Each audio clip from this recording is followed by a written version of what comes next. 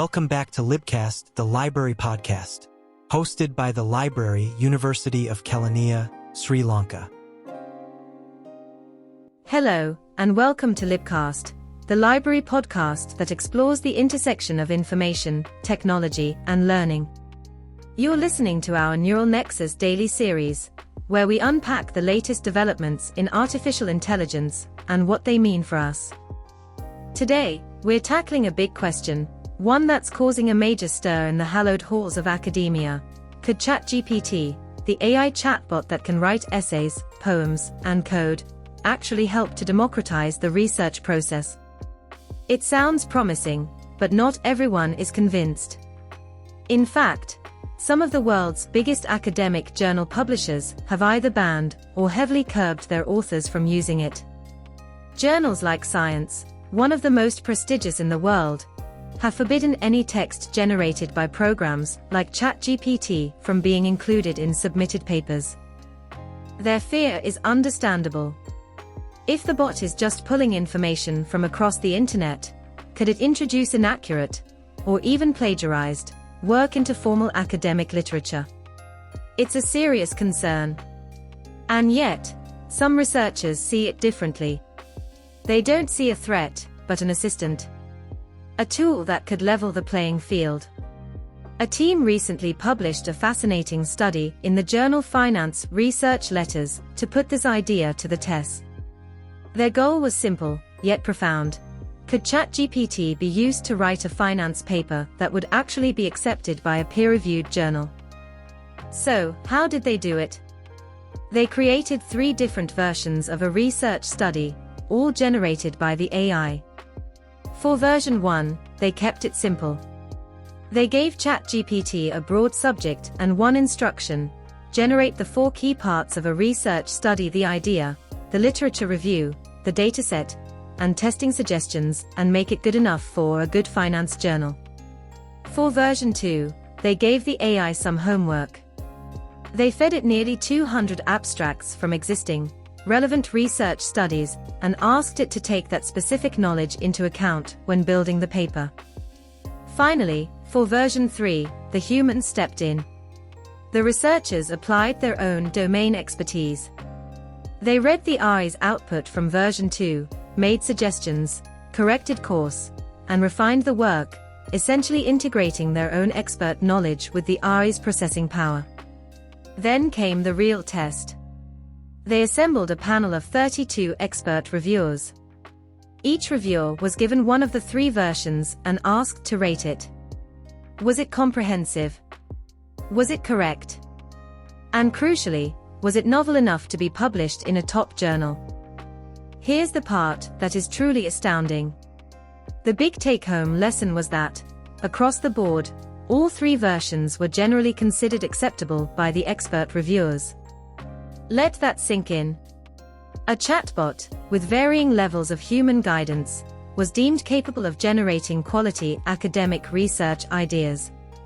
This immediately raises fundamental questions about what creativity really is, and who owns an idea when it's generated this way.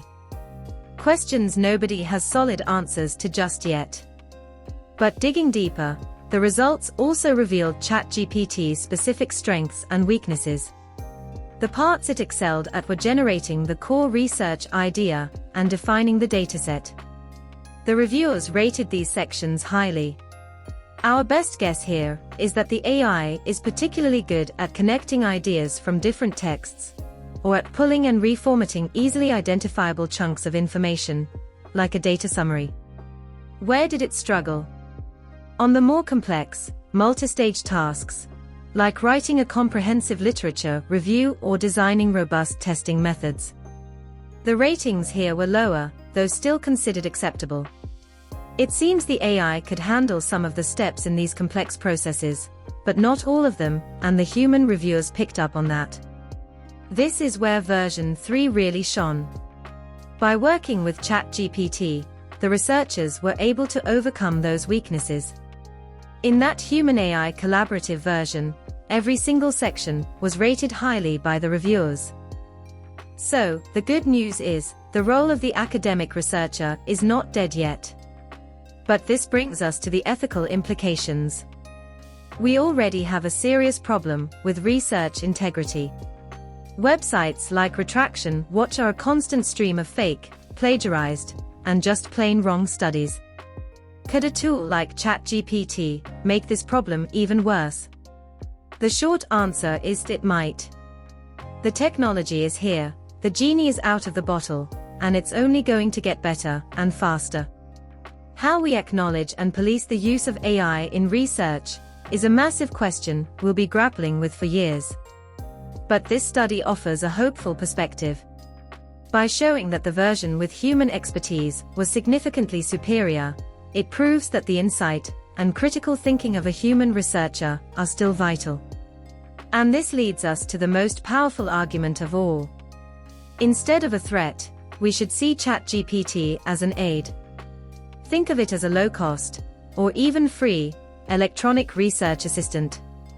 Who would benefit most from that? Researchers in emerging economies who lack funding.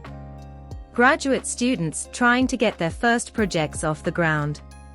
Early career researchers who don't have the resources for a large team. Viewed through this lens, it's just possible that ChatGPT and similar AI programs could help to truly democratize the research process, opening up the world of academic inquiry to more people than ever before. Of course, for now, researchers need to be careful. The bans from major publishers are real. But as this technology evolves, the conversation will have to shift from if we use it to how we use it responsibly and ethically. It's a tool, not a replacement. And in the right hands, it could be a tool that changes the world of research for the better. That's all the time we have for today on Neural Nexus Daily. Thanks for tuning into Libcast. Join us next time as we continue to explore our rapidly changing world of information.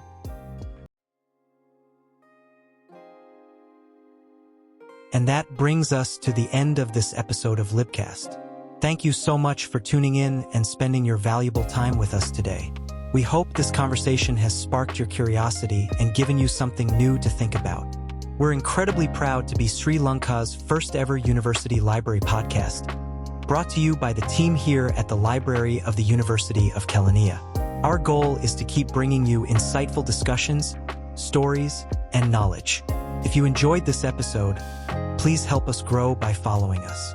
You can find Libcast on all major podcast platforms, including Spotify, Apple Podcasts, Podcast Guru, Podchaser, Amazon Music, and wherever else you get your podcasts.